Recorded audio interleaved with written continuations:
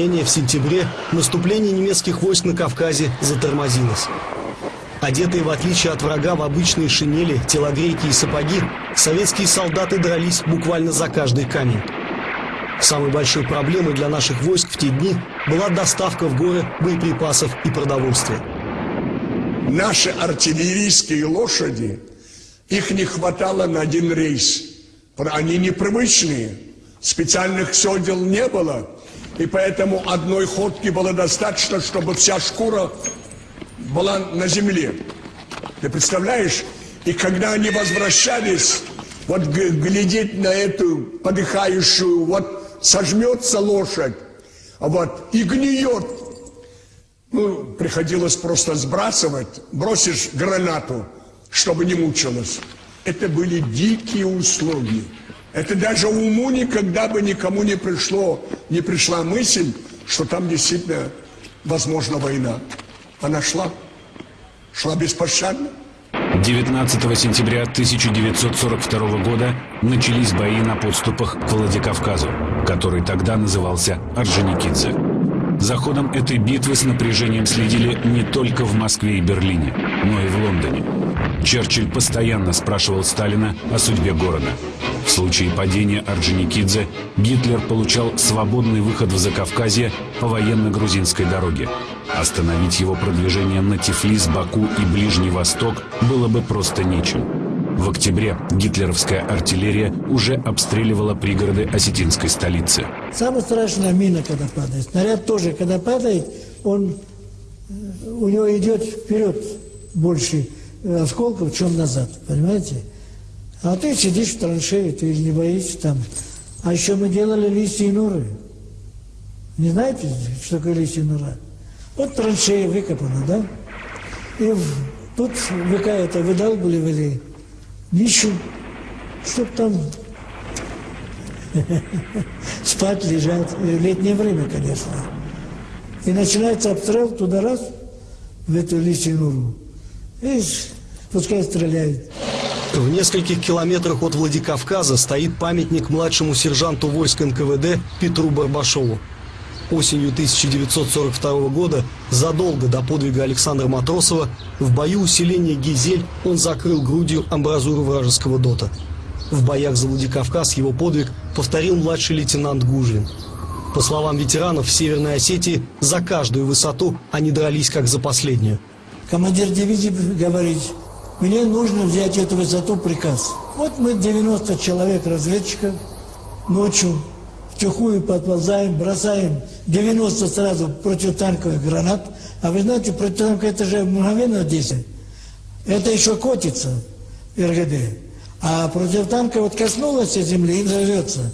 Немец сразу не поймет, что это, подумает, что это миномины или снаряды. А мы в это время врываемся в траншею. Мы по 50 человек в плен брали немцев.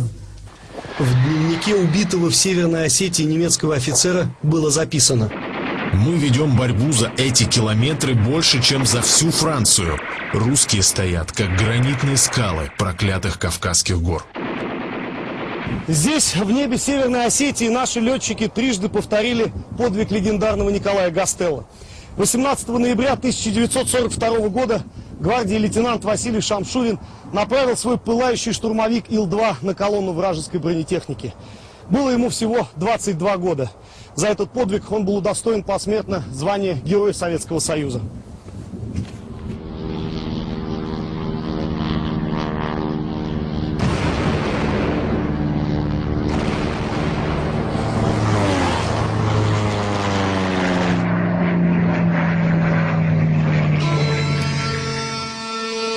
За время войны 79 воинов из Северной Осетии были удостоены звания Героя Советского Союза.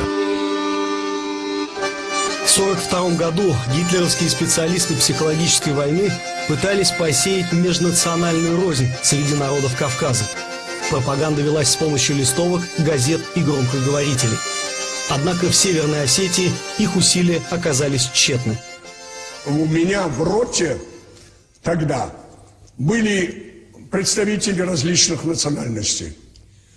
Некоторые из них русского языка даже не понимали, приходилось говорить с ними через переводчика. Но они были роднее родных, потому что мы висели на одной веревке. Или мы все выживаем, стоим единым строем, или нас нет. На знаменитом митинге народов Северного Кавказа, состоявшемся летом 1942 года, 70-летний осетин Зарахохов Хаджи Мурат обратился ко всем народам Советского Союза со словами: В историю вошла воинская доблесть кавказцев. Их по праву называют горными орлами. Поэтому горные орлы никогда не опозорятся и разгромят врага. Тысячи владикавказцев вступили тогда в народное ополчение. Были случаи, когда местные жители разбирали свои дома, чтобы строить укрепления и блиндажи для солдат. Сейчас живой Володя Голобаев в Майрамадаге. Ему было 14 лет. Вот он нам приносил еду. Он показывал, но он местный же житель, показывал, где можно укрыться, где какая тропинка была.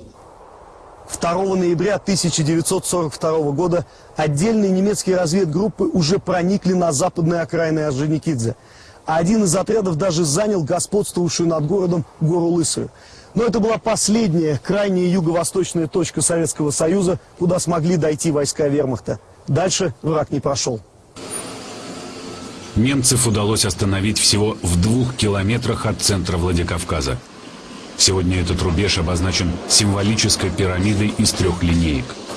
Отсюда же в ноябре 1942 года наши войска погнали врага обратно на запад. До войны осетинские села были одними из самых многолюдных на Кавказе. 5-6 детей в семье считалось нормой. После войны здесь обезлюдили целые улицы. Только из этого дома в селении Фазикау пошли защищать родину 5 братьев Дзыбоевых. Все они пропали без вести. 6-м также без вести пропал их племянник Борис.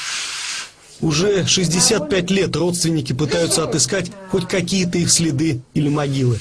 Но пока все безуспешно. Известно только, что младший Дзыбоев, 16-летний Бакыза, приписал себе несколько лет и ушел на фронт добровольцем. Хотя некоторые родственники уговаривали его остаться. Моя мать говорила, что, мол, я знаю, где находятся, которые прятались от фронта. Мол, я тебе, говорит, спрячу. Хоть, говорит, ты еще останься. А Бекыза говорит, нет, говорит. Я, говорит, не хочу пачкать честь своих братьев. Не послушав, он тоже подался на фронт. По словам близких, мать Гика Дзыбоева еще несколько десятилетий после войны ждала своих сыновей с фронта. Получив на всех повестку, тем не менее, она постоянно их ждала. И вот именно эта вера, наверное, и помогла ей прожить 102 года. Она часто выходила на улицу, садилась вот на лавочку возле дома, и проходящих людей спрашивала: вы не видели, там Борис не идет? Вы не видели, там Бекжа не идет? Хотя понимала, умом понимала, что их они уже не придут. Но, видимо, сердце материнское все-таки еще ждало и ждало вот своих сыновей. Когда в доме Дзыбоевых за столом собираются все родственники, они обязательно поминают ушедших отсюда 5 братьев и их племянника. Пока мы их помним, мы считаем их как живых. Вспомним о них, память им. А кто за ними остался, им достойной жизни.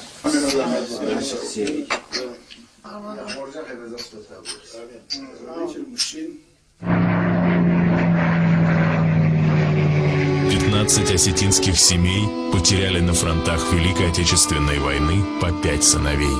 В 52 семьи не вернулось по 4 сына.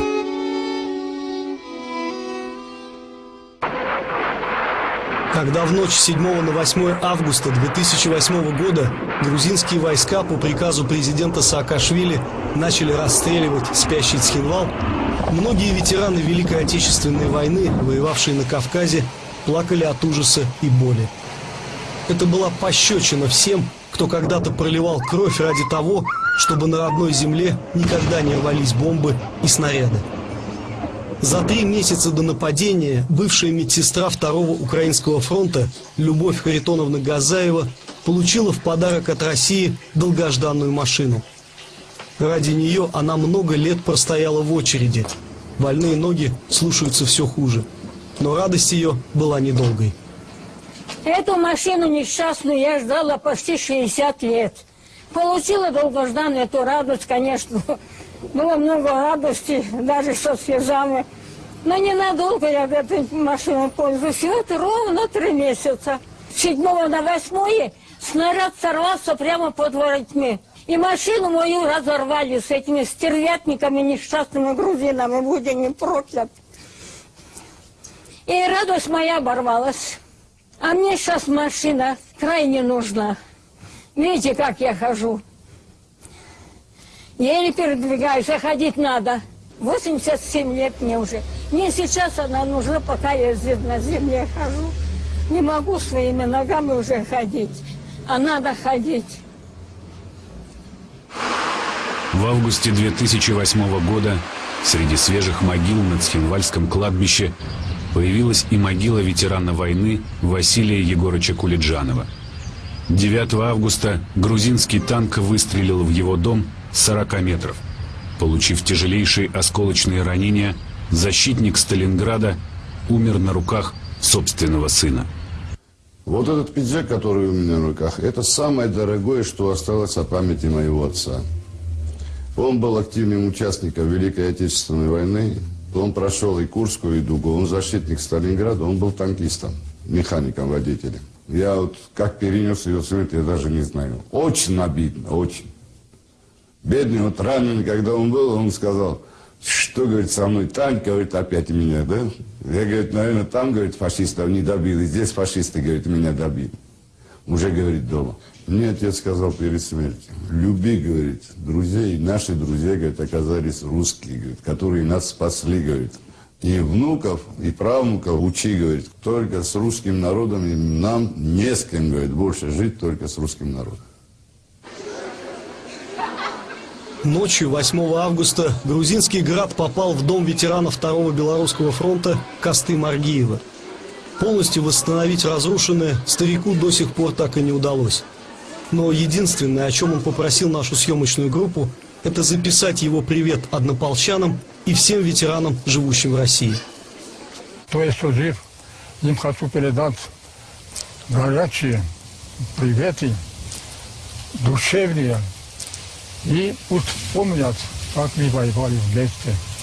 И пусть они встретят 65-ю годовщину победы Советского Союза в этой Великой Отечественной войне. И пусть помнят, и пусть встретят его здоровым, с хорошим настроением. Вот это пожелаю им.